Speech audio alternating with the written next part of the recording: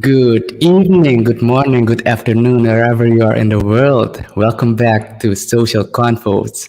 It's episode 18. And Jean-luc, I gotta say, I'm kind of distracted right now because last week we talked about it. I'm literally in a Discord server right now, following other trends, activities going on. Like 2 hours ago, there was this launch of what was supposed to happen last week of Gary Vee's Fee Friends drop, and I've been following that like for the past 2 hours, and I'm still checking the chat as we do this. So, but without further ado, my attention has now shifted to social convos, and So I'll you're give actually it. waiting, still waiting for the drop. I had my drop. I actually shared the video together with Chino, another person who was also in the drop, and Dion. We took a video of me opening the pack that I got from last week's drop, and I'm really disappointed because the ROI is actually negative. Right now, the NFTs that I opened up from the pack are actually worse than my initial investment. Quick shout outs to the comments. Shout out to Mr. Bezak. He says we're busy. So that's a good signal. But yes, without further ado, because there are already people waiting for the introduction of our guest. Um, Today's guest is somebody very close to my heart. I've known her quite well for actually around 20 years already. That's how long Wow. we've known each other. Yes, and I'm not gonna introduce her the usual way I introduce her because then she wouldn't I wouldn't give her the proper respect. So I'm gonna introduce Natasha as somebody who I know from high school, who actually also spent a very small part of her studies in Tilburg. I actually ended up selling a coach, or giving a coach, or selling a coach. She'll tell me if I was nice enough to give it to her or that I sold it to her. But I ended up giving her a coach in Tilburg. And then I asked her to become one of the keynote speakers for the first ever social media conference in Suriname back in 2017. I And remember that one. yeah, and then she moved back to Suriname, and not only is she somebody who I look up to when it comes to corporate communications, but she also is somebody that I look up to because she decided to do her own thing, and that's what we're going to talk about tonight. So without further introduction, let's bring into the stream Natasha Fong Poen. Welcome, Natasha. Hi guys, thank you so much for that beautiful introduction. Jean-luc, every time you make me speechless with those. Hi, Natasha. Welcome to Social Convos. And first of all, compliments on your background there. Lovely, lovely background. Thank you. Are you feeling the vibes? Yeah, and I think people might be wondering what we're going to talk to about tonight, and they saw it probably during the announcement from the corporate world to a yogini, and what a yogini is. We'll dive into that a bit, but let's dial it back to the good old days. You met Chanduk at high school, and um, based from your, I guess, your profile, some of the background information we did. You've been in the active, like the healthy space for quite a while. So how did that begin? Where the interest? What's this? Won't call it obsession, but this uh, interest in health. Well, health has been a passion of mine. This is true. Ever since I was little, maybe it became. I'm an only child, so I grew up alone in the house. So my parents, it's both of them their second marriage, and I'm actually their only child from this marriage, and they have had children before, but they were already living abroad. So actually, I had to entertain myself. So I was always singing, dancing, and doing some kind of a sport. And they would actually take me to, I could choose any sport I wanted. So I think I checked the list of sports and dance and piano lessons and everything. So it was my thing. It was where I met people, made friends, and so I was always busy with that. And I just even later in life, I never had the inclination to divert from it. So yeah, I think that's where it started, just as a little kid doing every sport under the sun and trying it all out, and never really sticking to something until I started swimming. That was when I think I was 10, and I did that up until yeah, I was in the national swimming team. So I think that was my highest achievement in sports at the time. Yeah, that's true. That's really cool. I actually met you when you were swimming, I think. There's also a story that you actually completed Insanity twice. Now, first of all, there are a lot of people that want to try Insanity. They don't finish it. When they finish it, it's a very big achievement. And you actually did it twice. So I have to ask, on behalf of my close friends, I have to ask, why did you do it twice? Because I'm insane, Jean-luc. This you know. No, but a little bit of story behind the reason for doing it, of course, because Yeah. there are people that want to know, is insanity actually good for my health? Is there something I can learn from it? And then the question for why would you do it a second time? Quickly, what is insanity Right. for some? So Insanity is it's this fitness program by Shanti, who I still follow and love. So Shanti is this fitness guru, and he had started this program where you do a certain you do like 20 minutes up until 40 minutes of sports and cooling down, warming up and cooling down included, and you do this every day for I think it's oh my god, Jean-luc, is it 30 days? Is it 40 days? I can't remember. It was such a while back. So at But you least a do it, month. yeah, at least a month. A month or 5 weeks or 6 weeks, something like something in this range.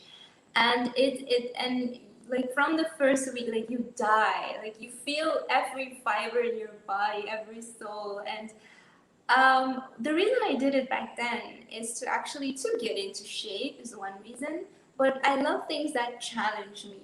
Like my yoga program that I did back in November was also like this. I woke up every day at 4:30 a.m. and there's just 4 consecutive hours of training, and it was just quite brutal as well. So in a way, that was I think even harder than insanity because there's also the spiritual process, and challenging the body. So I do enjoy pushing myself like this. So after the first time, I was feeling so strong and able. And I don't know how long it took me, but then I did it a second time. It's true. And then I love challenges and I love seeing how far my body can go. And also, you come into a meditative state when I'm doing sports or when I'm focusing on my health. You get into a state of inner peace, of just you leave everything behind. I think people that play sports, I know that you guys, maybe you like football, I think when those players are on the field, there's nothing else in the world than just them and their body. And this is how I feel with sports. It's how I feel with yoga, with dance, with music. So Well, Diego, I have to ask this question because a lot of us, well, not a lot, there's a group of people right now that started a 30-day challenge. Well, I actually decided I want people to join in. We're doing a 30-day challenge. Diego's in the app group as well. And there's a big hurdle to start with a 30-day challenge or would start with anything that's a commitment for a month. And like, how do you mentally prepare yourself for such a challenge? it's funny you should ask because I also actually before I did my yoga training, I also did like a 30-day challenge. how do you prepare for that? I think I have no other advice than to just commit. And I think this is the biggest hurdle we have as, humans. Committing is an issue sometimes. Just getting yourself, holding yourself accountable for your actions. I think that's where it starts. And how to prepare is to not start to do it. No, oh, today I'm deciding, tomorrow I'm going to do it. I mean, if you know you're the type, yes. But if you know you're not the type, like plan it for 3 months ahead. Say, hey, I'm gonna do insanity, or I'm gonna do this 30-day challenge. I'm gonna do it in August. I'm gonna do it in the summer. And then from that day that you have decided, actively try to every day say to yourself, hey, I'm gonna do this. And you'll see that if you really start to believe in it and not see it as a burden, but see it as, I say this to my students, we get to practice. We don't have to practice. It's not that we should, we get to. How many people are not able to do any kind of a challenge because their hurdle in life is what is their next meal going to be? They can't get out of bed, maybe. They're physically impaired, maybe. We get to practice. It's a blessing. So whatever challenge it may be, you get to do it. How privileged are we to be in a WhatsApp group and be able to do a challenge? I mean, You're using a very powerful word there, get to. And it's I guess, a perspective on how you look at things. And I get that a lot of people struggle with that, but the whole way you've been talking from the moment you appeared on camera is so calming. It's so zen-like. Even you're getting compliments from the YouTube here. Gregor says he's digging your video setup. Uh, thank you.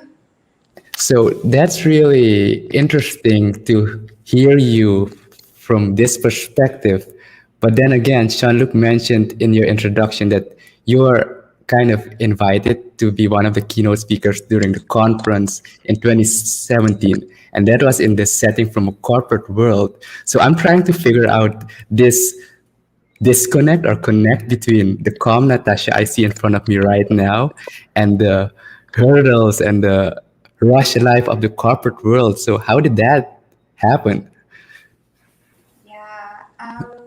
So that person still lives inside of me. She comes out every now and then. She was here today, rushing around the city, having to get from here to there, and then I get into a state that I don't like that state anymore.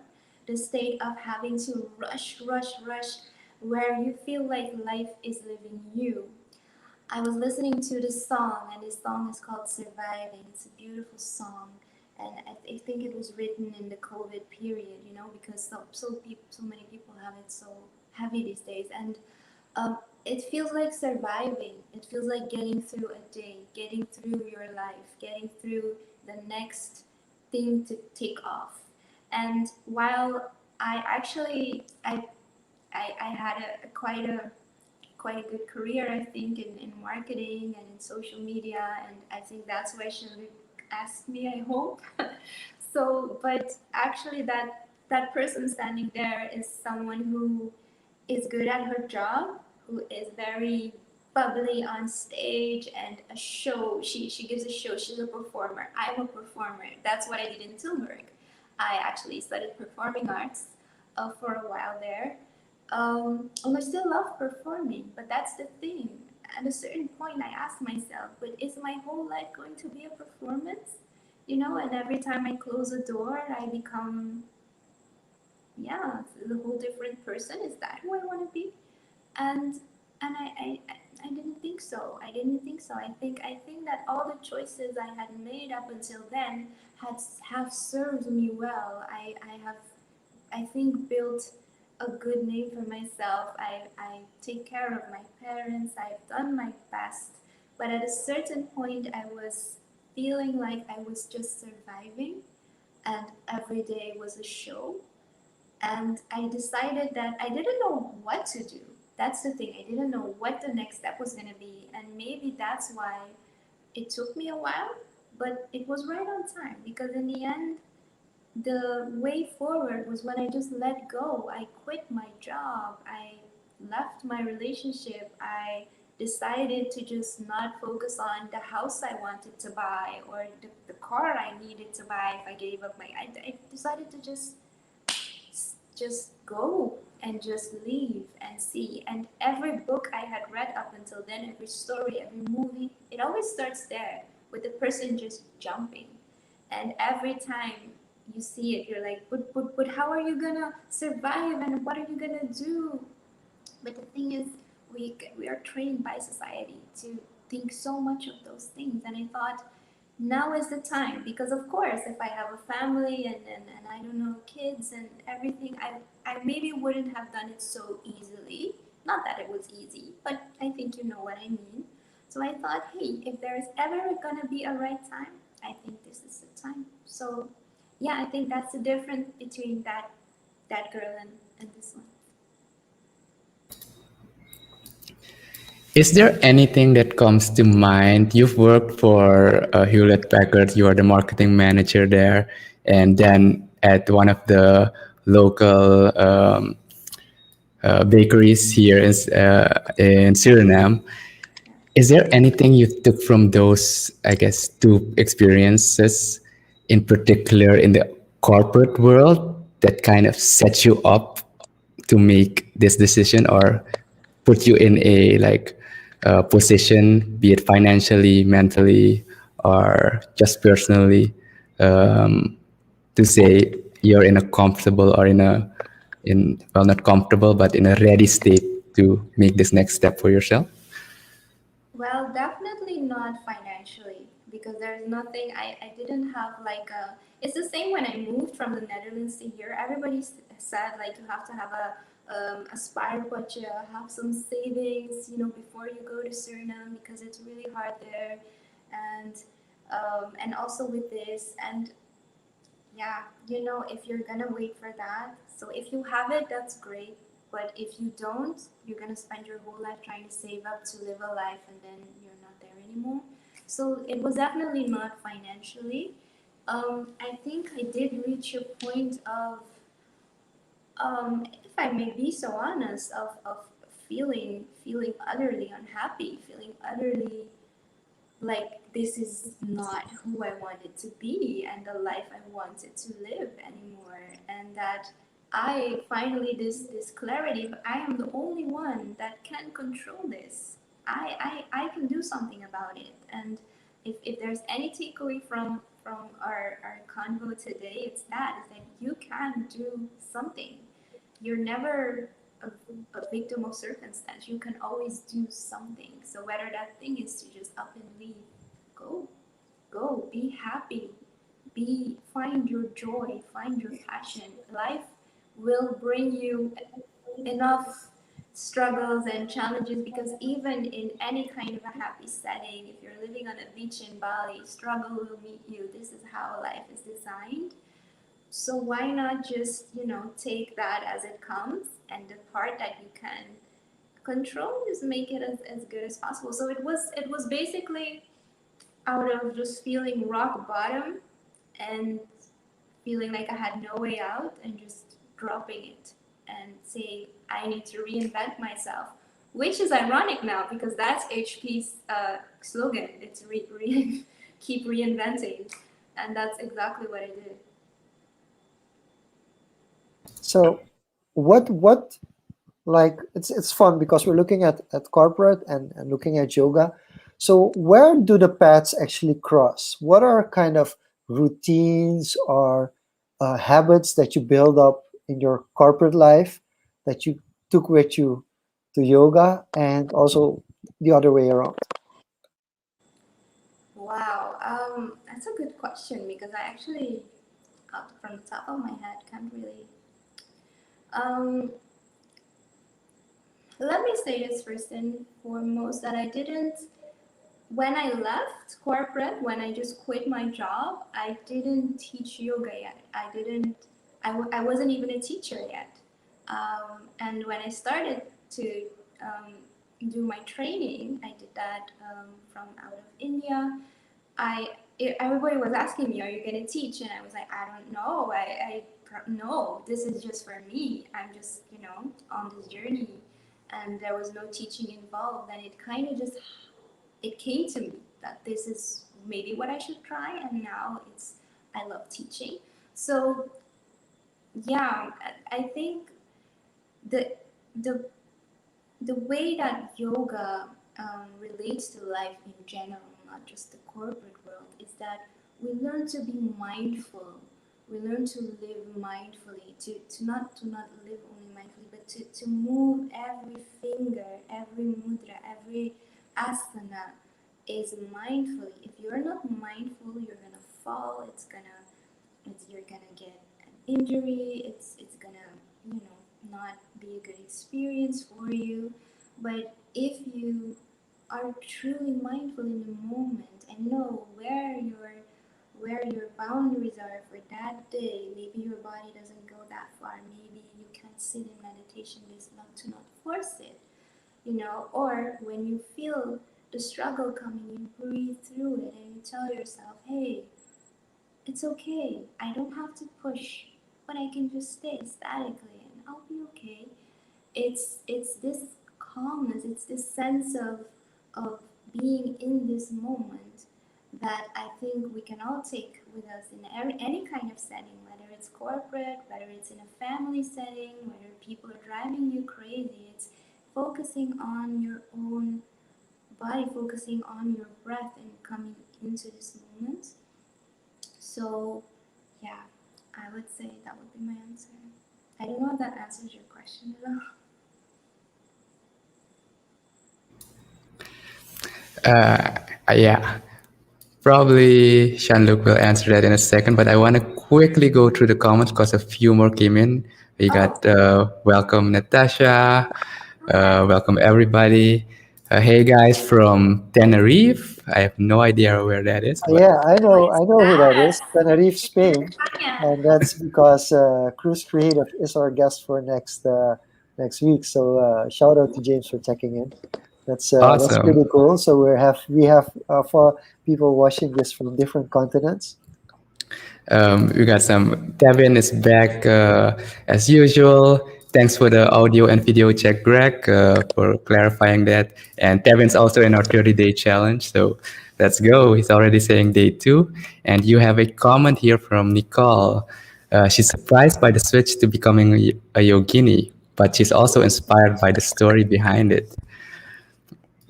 And speaking of story behind it, when we had our pre-talk in the chat, you sent us a few photos, and then the photo we decided to use for the announcement was the one where you are on a river and you are holding some kind of yoga pose, if I may call it that.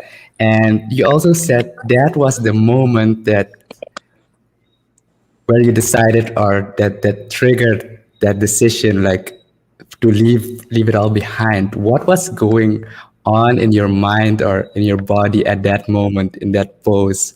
Can you paint a picture for us? Yeah, I remember. I think it was the day before that we stayed up late and we were talking, and I remember I said that I felt like I never belonged. I felt like I never belonged in my own family. I never felt like I belonged in the Netherlands, and I came to Suriname. I felt like I didn't belong here, and the sense of belonging, because I had just started meditating again, and there was this mantra I was saying, like I may I be happy, may I be free, may I feel like I belong, and it's in that sentence, may I feel like I belong, that I remember I started crying, and I just so I was talking about this late at night, and I said, I never felt like I belong. I don't know what to do about this, and just but it was all this pent up of feeling of unhappiness, feeling stuck, feeling not well in life, and not feeling like you're not able to talk about it, because of course you're privileged, of course, like, you have a job, you're a manager of one of the biggest company, you're ex-manager of another, even bigger. Like, what do you have to, complain about really? And then you feel like you're not allowed to. I felt like that. So the next day, um, uh, I just started doing yoga on the, we call these river rapids the Sulas, right?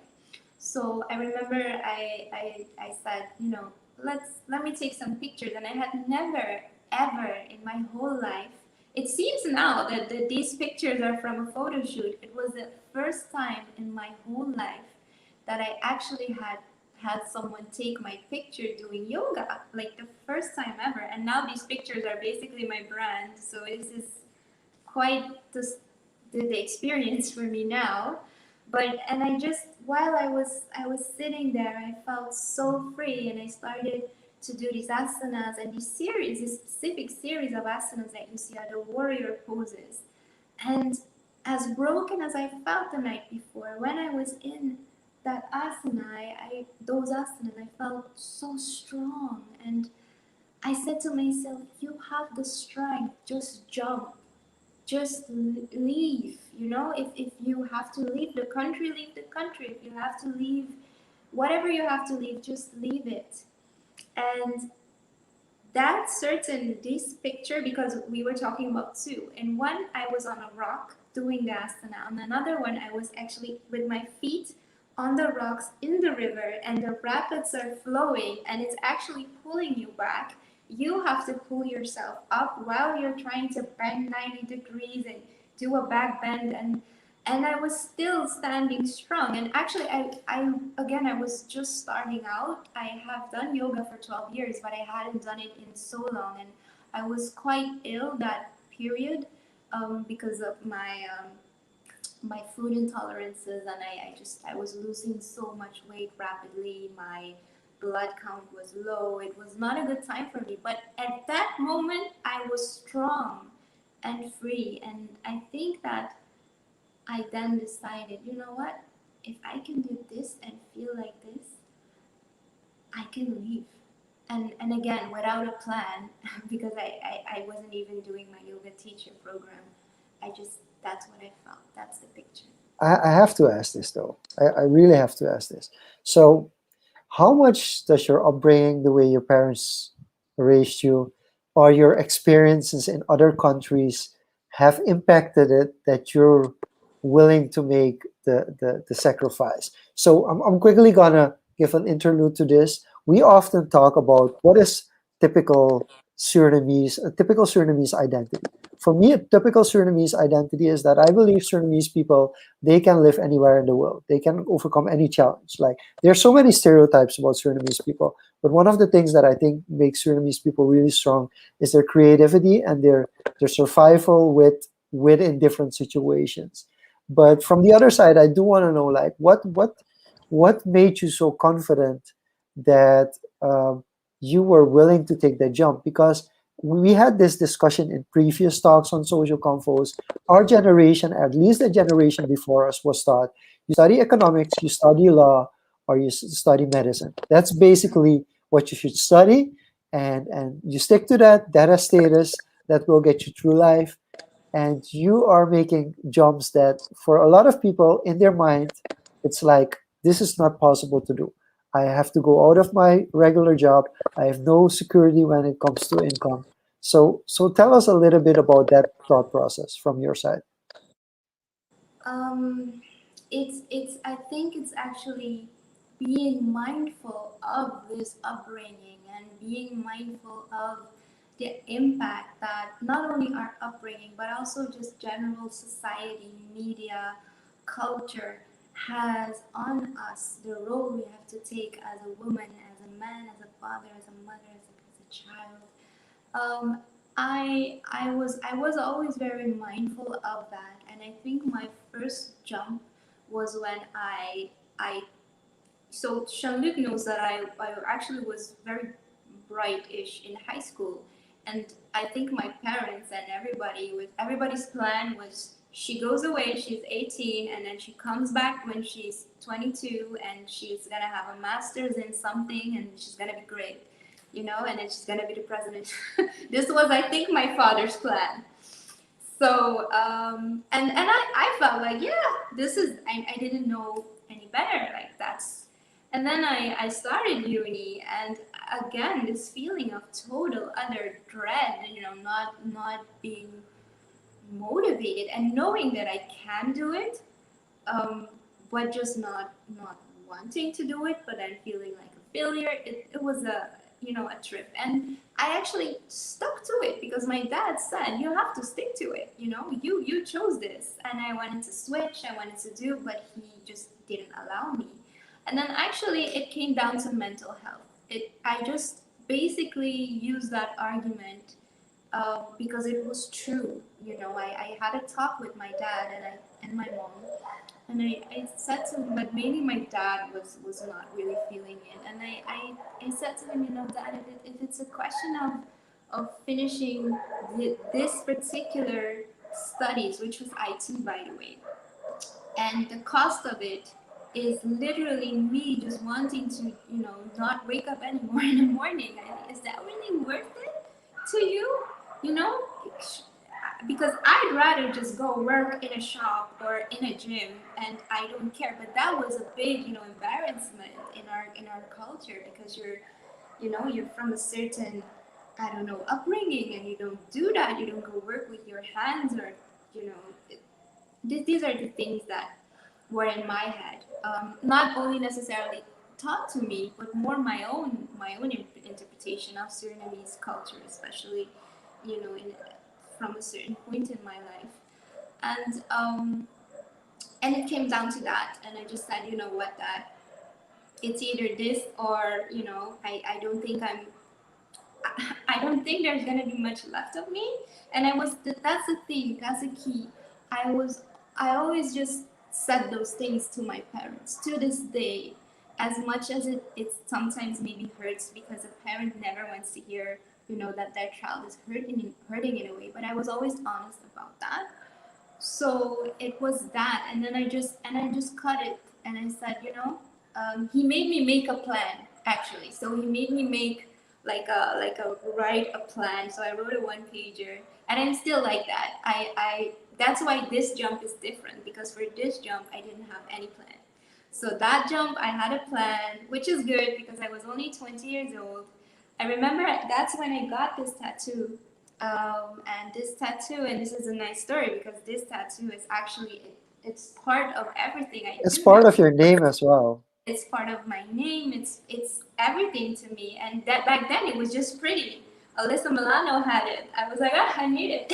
And see how things just come, are just so holistic in a way, where later in life, the meaning of it just means so much. But I basically said to my parents, this is me just leaving whatever you expect of me behind. And that's when I started auditioning. And I went to London, I went to Jamaica, and I got into Tilburg, and I did performing arts. And up to then, now this jump, how do you find the courage? The thing I think anyone should ask themselves is, am I willing to live this life?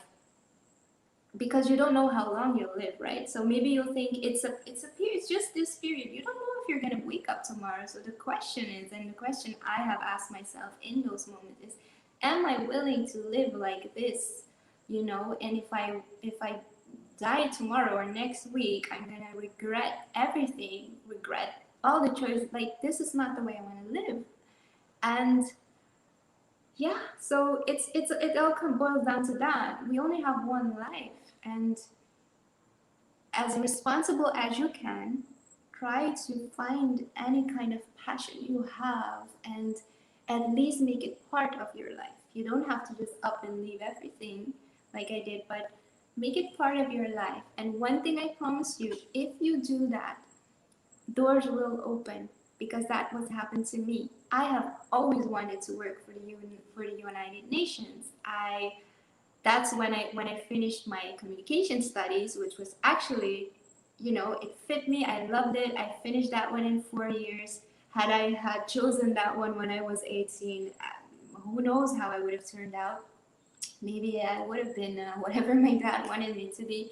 But anyway, actually, I said to my teachers, like, I want to work for WHO and this and that, and I had all but given up on that dream, because when I started to deteriorate last year, I just thought I need to leave, and I applied everywhere from Geneva to Timbuktu to Micronesia. Like, literally, I can show you the letters. Just wanting to find purpose, wanting to do something with my life that, if even if I wasn't happy, I could help people. And then it amounted to nowhere. And when I quit my job, I had all but given up on that. Like, okay, it's not for me, it's not for this point in my life. I don't know what I'm gonna do, but it'll be fine. And actually, that's when I just got a call from the, you know, from a UN organization, and to actually do a consultancy. So that's what I'm doing now, and it was when I had already left. So that was very cool. So I quickly want to jump into this before Diego takes us to the questions as well in the comments. I do think you are explaining a little bit of DNA as well. And the reason I say that is because you do jump. It's a jump. I wouldn't say it is fully calculated. That's something you said as well. But it's not like you weren't busy with yoga. You never did yoga from a perspective of professional yoga or from a teacher, but you have been doing it for over 10 years. So I think for people, it's good to know, like, if there's certain things that you enjoy in life and you've done for them for a longer period in time and you really love doing them, don't just give up on them because you're getting pressured out of them and it makes you unhappy. But if it makes you happy, just please keep doing it. But I think there's some questions as well or comments as well, so we'll dive into those. Before I go to the one in the comment, I'll probably follow that up with my question. Um, my question is to relate this back to mental health and you being in that moment, that night before you had that powerful moment in the river. You said you were talking to somebody, or was it talking to yourself? Or you talking to somebody? Was there anyone in your environment during this whole process that helped you during this trajectory to finding yourself, or was it just all inwardly? How important is it that there are these people to soundboard of, even if they don't respond, but just to Yeah. keep you sane? Yeah, just having someone who listens and just, you know, tries to understand is I think it's important. However, these processes are quite, how do I say it? It's hard for people to understand, people who love you. If you talk to it with a total stranger, they can be like, yeah, go. If you want to be a musician, be a musician.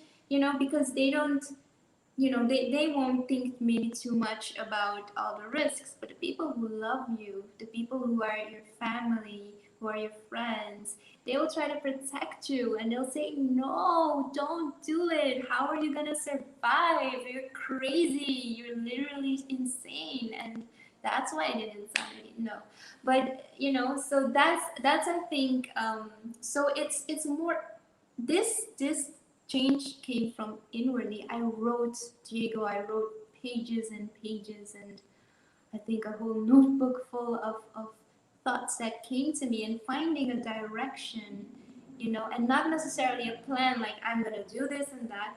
But what I did try to work out for myself is, um, you guys know this, right? So corporate companies, they have pillars, they have strategic pillars. And I have built so many strategic pillars for a company. And I was like, but what are my pillars? What is my drive in life? Because I thought I want to leave, I want to go. And actually, when I started to go inwardly, I found that no, you don't want to go, not right now. Your parents are here. Did you not move for your parents? Was your biggest fear in living in Europe not to get a phone call that something is wrong with your parents and you can't go? And this is exactly what happened. Charlotte knows this in February. And what if I had left, back in October or September? So, yeah, it's important to have people, but it is more important to spend time with yourself. Is my advice, and confront yourself. Thanks for sharing that. Yeah, I think confronting, looking yourself in the mirror, looking inward is the hardest part for, yeah, Yeah. yeah, you don't want to face face that. But back to the questions, and then I'll probably follow up later again. But Gregory asks here, what's up with this cult aspects of yoga and in parentheses veganism, Buddhism, and he apologizes for the crude phrasing, but yeah, I can see that actually anything, any organization's activity that's kind of, not really the traditional mainstream is seen as a cult. So I guess with the recent awareness, I've seen more yoga things pop up. So could you elaborate on that? What are your thoughts on that? Yeah. The cult aspect. Yeah, I think I know what you mean. And if I may try to interpret that, so that if you are going to do yoga or you want to call yourself a yogi or a yogini, then you should not eat meat. You should convert to Buddhism and things like that. I think that's what is meant. And no, this is not true at all. It's up to you. Of course, you can do all these things if you want, but I mean, I'm not a Buddhist. I'm not vegan. um, so it's all up to what do you choose to hold on to. If you so this is the risk of so going into things like yoga or religion or any kind of lifestyle, if you will, is there's always a thin line between um, practicing it and enjoying it and then becoming part of it and then having this whole world open before you saying this and that. Is not much different than society. Did society not teach us to become doctors, to become economics, or to become the president? That is a culture. So the choice is yours. Do you want to go with that? Because it's very easy to just become vegan, to dive into Buddhism and leave everything. But I'm not sure that is the way to go if you're purely doing it to belong to a certain group. I don't believe in that. So with But then it's yoga, more like a tactic. It's more like a tactic. Like I have to do it this way, this way, this way because it is written that way, instead of doing something you love because you love it. exactly. So but thank you for putting that out. That like the way we're kind of conditioned as well in traditional trajectories and traditional upbringing is also cult like. It's also a cult like situation. So that's really interesting. Quick shout out from Rajiv as well. Always inspiring. Yogini Su, and actually there's also I think Nancy also wants to mention the importance of mental health, and then the question from Marina, and she actually shares her story. So she's thankful that you are sharing their story. She says a lot of people are stuck in the rat race, which is called in Rich Dad Poor Dad, and as long as they're comfortable, we are okay and not willing to risk that. And then she also explains, I myself in this situation right now, and still try to overcome my fear and choose myself and my purpose. Your story will truly contribute to making my decision very soon, and I'm manifesting it. So thank you, Natasha. Thank you for sharing as well, Marina. But I Yeah. think we all struggle with this a lot. Um, but also interesting would be you've traveled quite a bit. So what is there a place or a story that you remember from traveling which also contributed to making this decision, or that you remember quite fondly of? I actually, it's funny you should say that, Shelly, because this is something I haven't thought of in a long time. But the moment you said travel and everything that we're talking about in this moment is came to me, and I think it's the perfect the perfect example. The last trip I made when I lived in Europe was to Berlin. And I had a burnout. I had a burnout at what, 27, and I couldn't do anything. I always thought, "Oh, burnout, what is that? It's for old people, or it's when you're just lazy, and then one day I broke down at work, and I couldn't do anything anymore. I couldn't even watch TV without just getting anxiety. So I was out of the, completely out of the running. And I remember this friend of mine. He said, "Okay, but I'm leaving to Berlin tomorrow." And we were actually just having a catch up. We hadn't seen each other in I don't know how long. And I said, "Okay, I'm going with you." And he's like, "Really?" And I was like, "Yeah." And we just went with the bus, and I remember it vividly.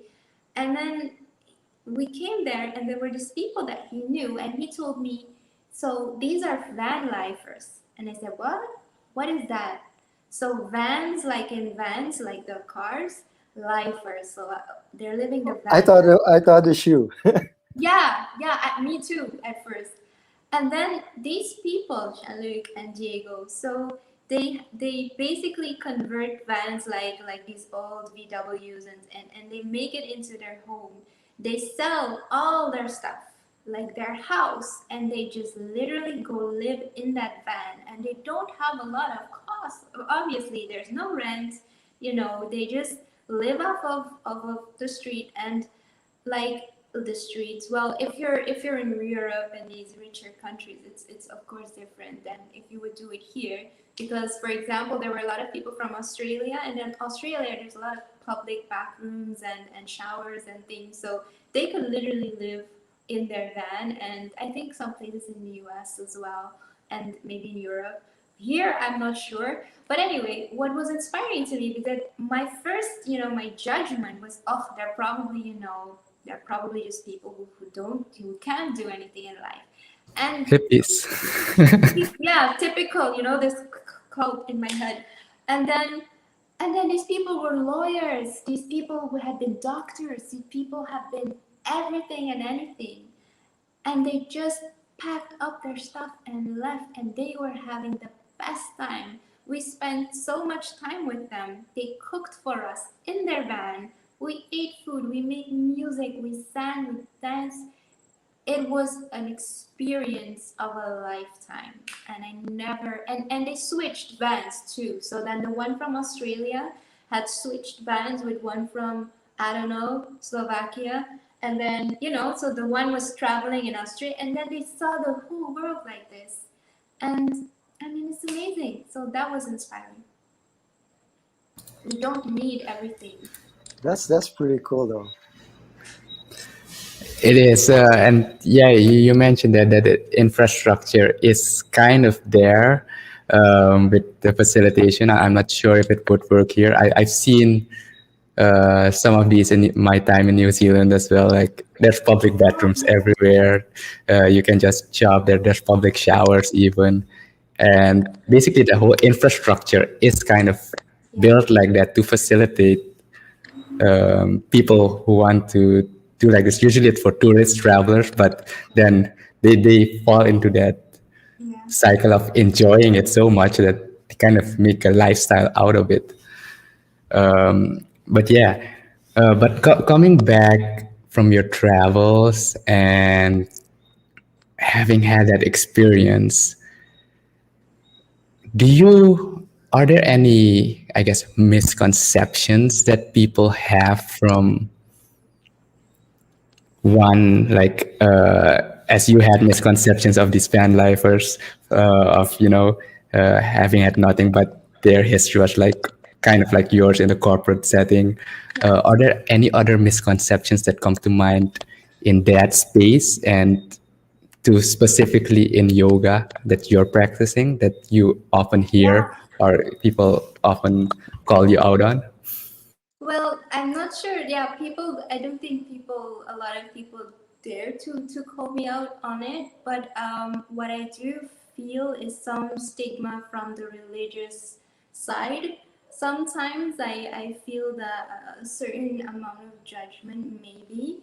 and and it's not from a, for me, I haven't experienced it from an evil side. It's more so a concern, having, because I was brought up Christian. Let me say that. I was brought up Christian. I went through all the things. I don't know how to call these things in English, but the christening, the thing, the things. And I was very, very Catholic up until a certain point where I said, hey, I don't know. I think there's something there. I'm not sure, but I'm not gonna adhere to all these rules, and I'm not sure. No, I don't think so.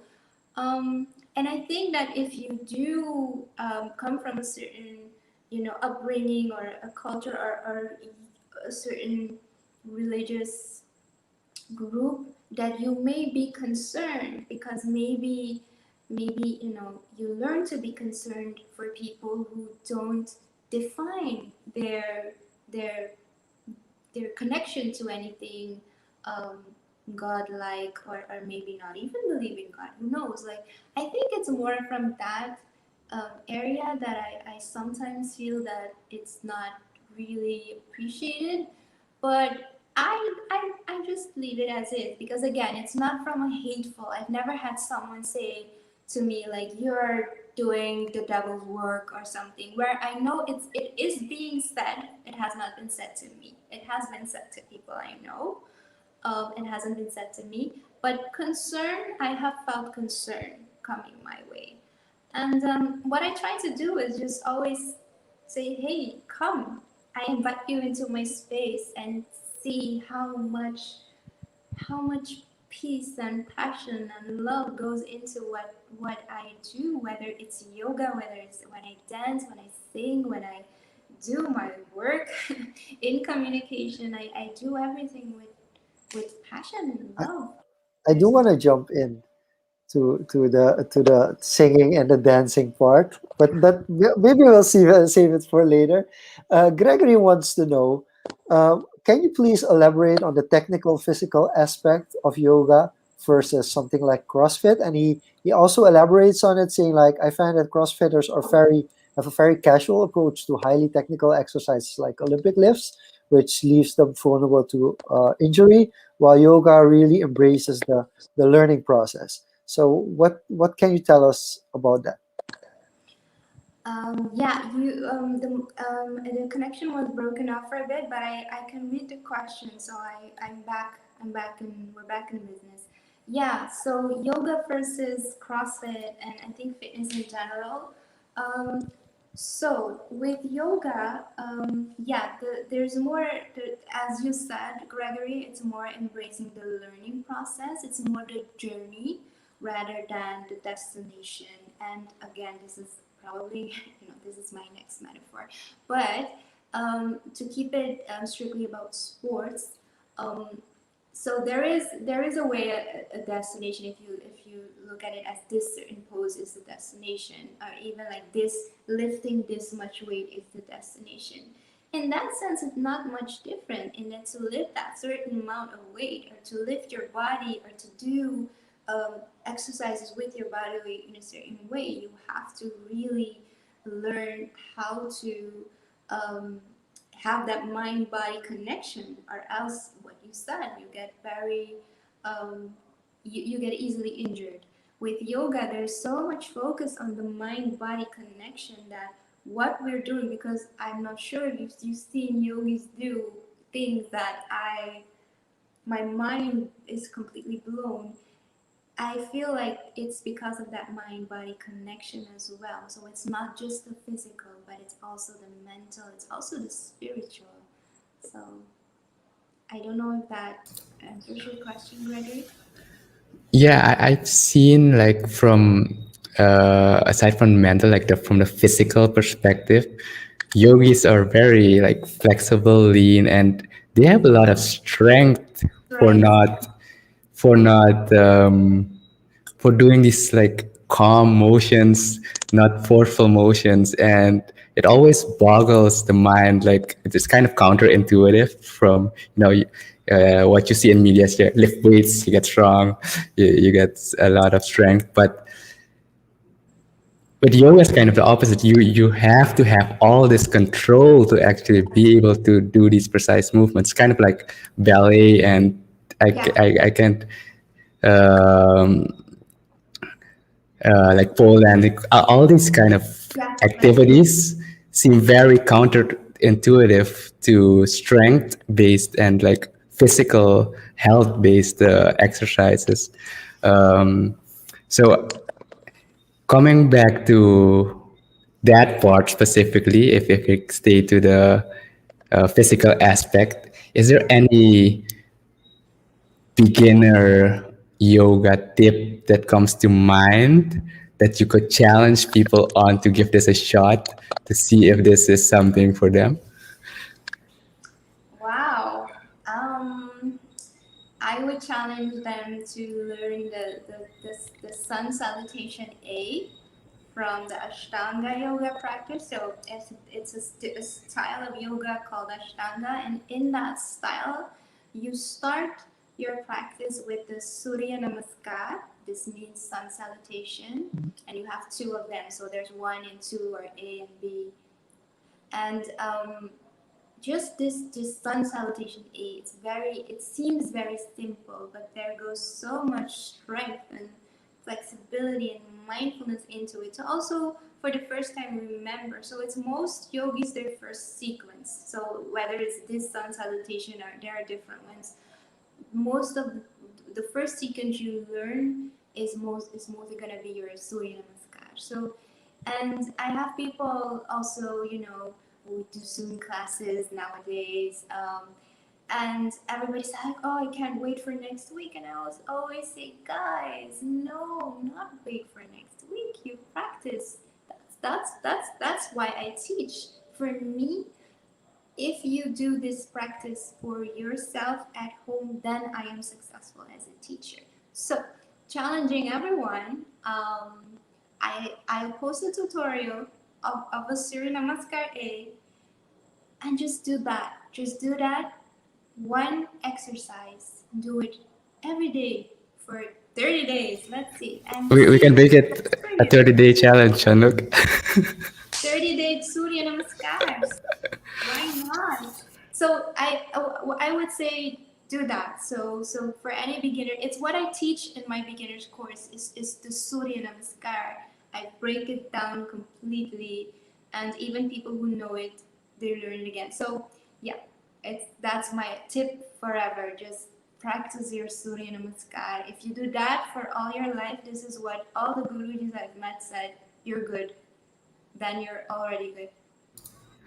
Awesome. We'll look that up as well. And once you go live with a challenge, I'll tell you one we'll thing. link it up. And yeah, Sean, look. I'll tell you one thing. Yoga is deceptive. I can tell you that, Diego. Yoga is deceptive. Some things look easy. They are incredibly hard stands to do. Some of the Yeah. things you can't do. I've done gymnastics for 6 years, and there's still some things that I'm like, yeah, that pose is not gonna work for me. So I'm out. If you want to try it, just to learn a little bit about it, I'm fine. I'm not doing any yoga challenges anytime soon. Yeah, well, at least you're honest. At least you're honest, because yeah, it is quite heavy. It is quite heavy. I've I do had. think though, yeah, Sorry. the thing that I do find interesting about yoga is the breathing. For me, the breathing for you, most of you watching don't know it, but you don't have any idea how often Diego has to mute my mic because I'm breathing into the microphone. But I do have an issue with breathing. So from that perspective, I'm interested in yoga exercises that help with breathing. But I'm trying the Wim Hof method. I haven't seen actual results from it, but Yeah. but Well, it is interesting. actually, that part, Shaluk, if I may, that part of yoga is called pranayama. So pranayama is um, the practice of breathing, and there are so many breathing exercises you do. You do alternate nostril breathing, belly breathing, ujjayi, so many things. So if you say like yoga is not for you, what you actually mean is asana practice is not for you. So the asana is a pose, but the yoga, we have 8 limbs in yoga, 8 sections of yoga. Asana is the third limb. Pranayama, no, asana is the fourth limb. Pranayama is the third limb. So I would invite you to try some pranayama exercises for the breathing. It will help. I promise. Okay, okay. You can link me up. I will. Hey, Diego. Yeah. Before, Giano is yeah, sending some support from Curacao. Yay! Uh, yeah, I think you also know Giano. I think I met all of you during that conference as well. So happy reunion here. But yeah, as you are saying, Jean-Luc, before I cut you off rudely. yeah. As we go to the final questions, I basically have one more question that I have to ask.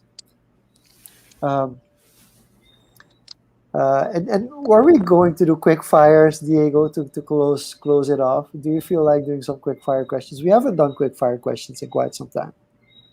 I have not mentally prepared for quick fire, but I am flexible enough to go for it. But I Flexible have like one yogi. question, and it's gonna surprise you a little bit. Maybe I want to know Michael Jackson or Bruno Mars.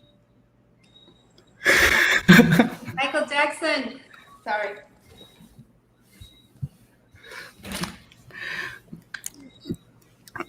I want to know a story There, there, behind that, why you specifically there's call that out. That there's a reason behind it, especially between the performing arts and the love for singing and dancing.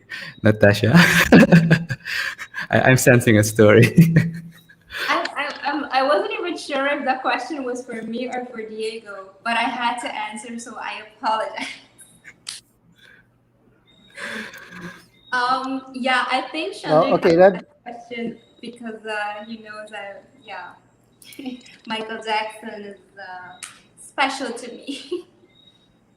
yeah. So the follow up question to that, of course, is um, what song is best suited? Which Michael Jackson song is best suited for doing yoga? Man in the mirror. And the first sentence is, I'm gonna make a change for once in my life. And I get goosebumps when I I was about to say that encompasses your journey, basically, what we just talked about during this whole conversation just now. Um, but yeah, That's it, you did this on purpose. I'm gonna cry. I had to get her a little bit out of her comfort zone, Diego. no, that's perfect. The calmness has dissipated, but I can see that she's very composed still. One last comment that came in really quick. Raul says, Jean-Luc is agreeing with you that some poses are kind of impossible for some people. And yeah, but I think that's something you could learn. So, quickfire, is it possible to learn flexibility over time, even at this stage? Of course. I mean, this is a scientific fact. Like, you guys can look it up. It is completely possible. Of course, everybody has a limit. Like me, sometimes your bone structure is in the way of something, but I promise you, it's not you never having done yoga and then trying it for the first time and saying, oh, my body can't do this. I promise you. I had this conversation today. Someone asked me, like, you are probably the flexible kid, and you're probably, I was like, no, you can ask anyone. I was the kid that just couldn't touch her toes, even at 8 years old. So, no, I taught myself, actually, first um, for dance auditions, I was like, okay, if I'm gonna, I have to be flexible, and I just started training. You can train flexibility the same way, well, not the same way, but in the same routine, type of exercises that you train, like your muscles, for example. Like if someone really skinny can get really big as a bodybuilder, you can get flexible. I promise you. Not that yoga is about flexibility. Let me, but if we talk about flexibility, yes, you can train flexibility the same way you can train strength. So Raul, let's go. I'll show you. Definitely. And then to close off, my final question would be to come full circle with you've actually done the journey from, um, healthy lifestyle, done the corporate track, traditional, the traditional trajectory that people set you on, and then come back here to this calming, beautiful room you're sitting in a zen, very zen mode. Thank you. Then I want to turn it around again. What would you, in your current profound position as a yogini, say to someone, maybe your past self who was in the corporate world? How could they either merge or bridge or use yoga to elevate their corporate life or that rush life Yeah. to not get burned out? Yeah, I would say practice active mindfulness. Before you do anything else, practice active mindfulness. Be mindful of every single thing that you do, every word that comes out of your mouth. How many things do we say in a day and or in a week and we regret it later? How many things do we do? How many meals have we had and we don't even know what we ate anymore because we were watching TV or we were checking our phone, you know? How many moments with our family have we missed for this call or that thing or live try to be mindful. So you work hard, do your best, but be mindful. If you know you have already had a 10-hour workday, choose to disconnect. Choose to spend time not only with your family, not only with, doing scrolling through your feed. Spend some time on yourself, on your inner self, you know? Write, listen to music, wear your headphones, um, do something that makes you paint, sing, do something that actually elevates you to a certain level, even if it's 5 minutes a day. So I would say practice mindfulness. And if that mindfulness brings you on a yoga mat and you do a sun salutation, that is great. If it brings you on a meditation cushion and you can close your eyes and just let go for 5 minutes, great.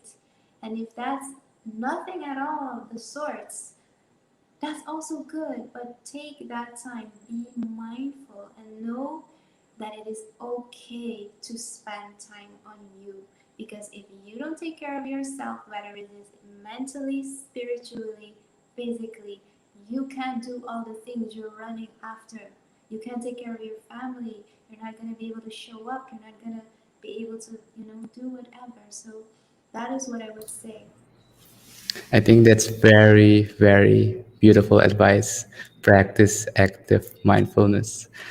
And then to close off, Yeah. what can people expect from you in the next few weeks, months, and Wow. where can they find you, follow you? Anything people can look forward to? Oh gosh. Actually, um, I. So this is the first time I'm speechless in this conversation. Okay, now I have to talk about things I'm gonna It's do good. to You've work on my. inspired people. You've inspired people. Now you just all those people that listen to this conversation and are now inspired. They have to know where they can contact you. So that's Okay, something. That's the least you have to tell them. And that's you don't have to tell them your details on what your plans are, but just tell them where they can yeah. follow you and you can do the announcements over there. It's fine. We don't mind. I can do. What was the last thing you said? Sorry. You can make your announcements or what's the next steps. You can do that on your own channels. You don't have to do No, it here no, in no. Social Confos. I, But I but thought of but one thing.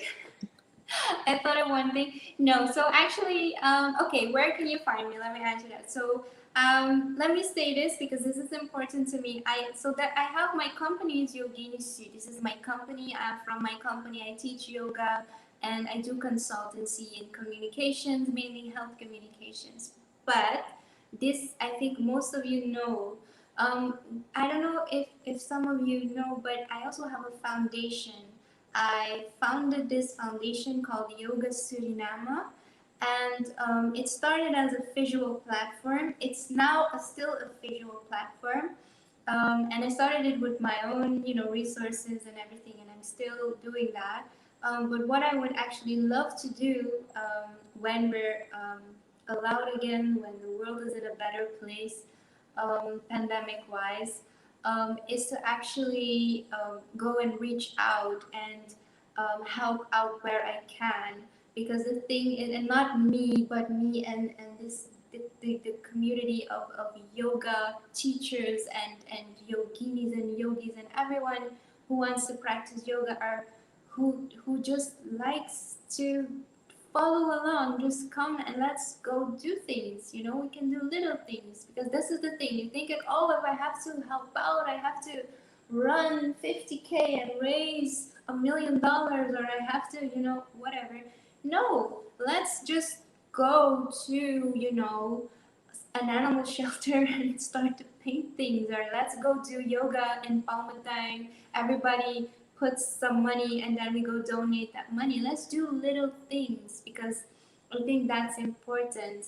So that's one thing. So there's this charity, and there's also this collective, this platform of. So if you're a yoga teacher, please contact me, because I'm gonna launch actually the Yoga Suriname website, where I would love to have a database of all the yoga teachers in Suriname, and also if you have content that you would love to share of you doing yoga or meditation or any kind of knowledge you want to share on it, please also contact me. So Yoga Suriname is basically for all of us here who want to practice or practice already or teach.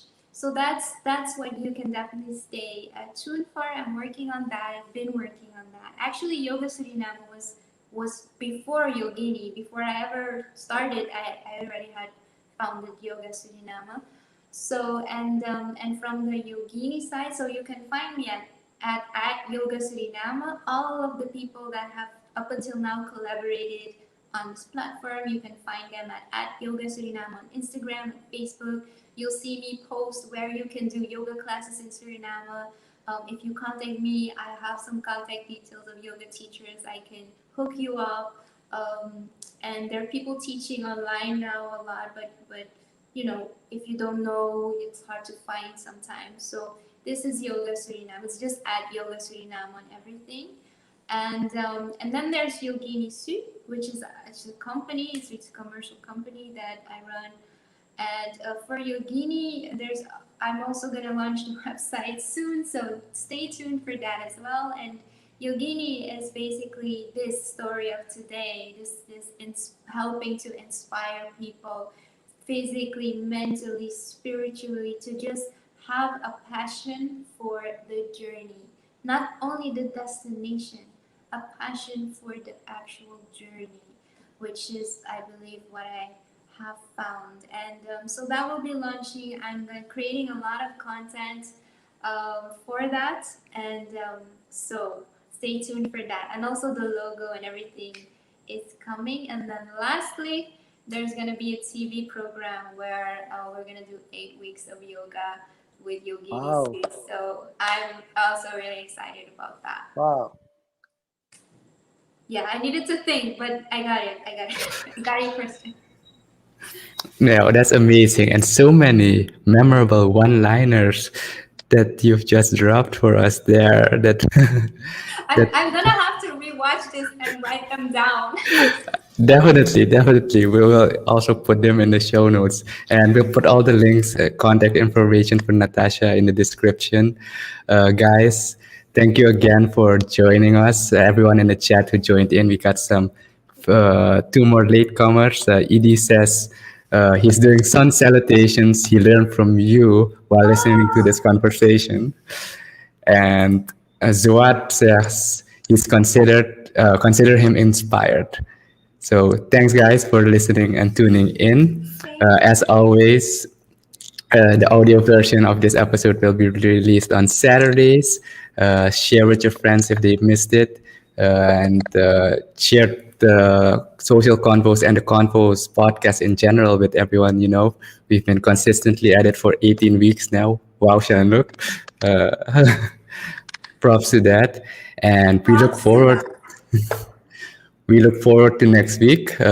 We briefly introduced next week's guest already, but I'll leave that over to Jean-luc for next week.